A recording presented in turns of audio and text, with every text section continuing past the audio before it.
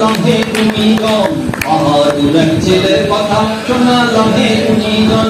বাবা দেশে বাঁচাতে যে করেছিল পণ, বাবা দেশে বাঁচাতে যে করেছিল পণ। গতকাল শুরু হয়েছে একটা নতুন প্রশিক্ষণের কর্মসূচি।